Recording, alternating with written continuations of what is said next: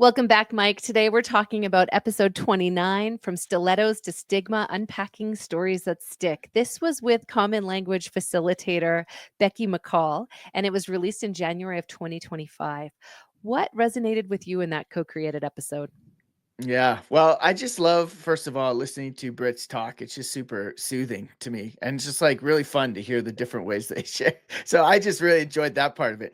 But also just as Becky's talking about her research project, just reflecting back through that whole process with her of her doing the training, making the stories, and now writing a PhD thesis about it. It's just really cool to see people start out with a desire to do digital storytelling, but not knowing how to get there, and then seeing how common language has given them the tools to achieve that vision. And she's going to be defending her thesis very soon, right? Submitting and defending very soon.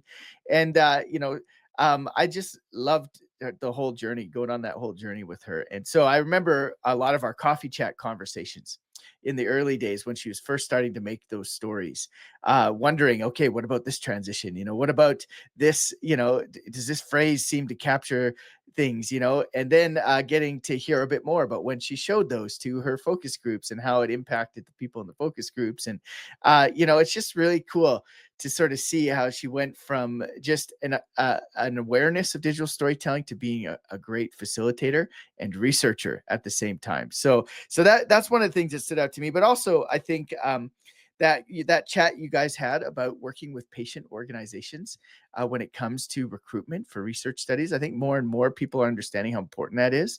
To find the communities that you need to connect with in order to do work that actually is meaningful in the first place.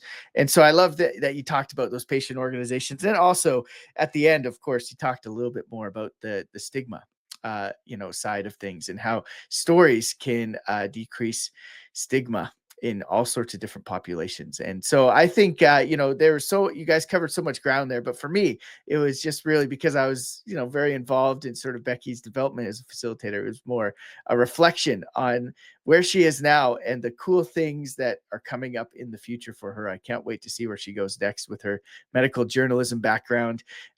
Becky and I have a couple research papers planned that we're going to submit together, and so yeah, it's just super exciting to see sort of where she is now. Well, I actually have a question about that. I've worked with a few people who are doing like digital story as their capstone for a master's project. Have you worked with anybody else that's doing their PhD or with other researchers that have done this kind of embedding digital storytelling right into their work in their PhD or their master's? Um, no, Becky's the first one who's done a PhD. I've like worked with lots of people on other levels. But one of the really cool things that just happened is I had a Google alert come across my email, and in it there was a PhD student out on the east coast of Canada who did her entire study based on my paper, my methodology paper, and so she cited it probably 100 times and credited it as the way that she learned how to do digital storytelling was from reading one of my research papers, and it was on anti-Black racism, and also cited my all of my papers basically. And it's just really cool to say like, even though I wasn't directly involved in that person's digital storytelling sort of experience, to see that you were able to influence someone through sort of something that you've written years ago, and see that embodied in a pretty cool research project, PhD research project. I'm hoping I get to see a few more of those over the years. So Oh, that yeah. is so neat. That is definitely like what you talk about with the ripples, right? Like Yeah. sometimes you never know where those things, a story or a research paper, where they land and where they go, but that is Yeah. incredible. Oh, Mike, Yeah. that's so exciting. Um, Yeah. well, thank you for sharing about that. And I want more Hmm. information. I want to read that work I'll that send that it your person way. did. Yes, please. We're talking about episode 29, From Stilettos to Stigma. It was with Becky McCall, one of the common language facilitators.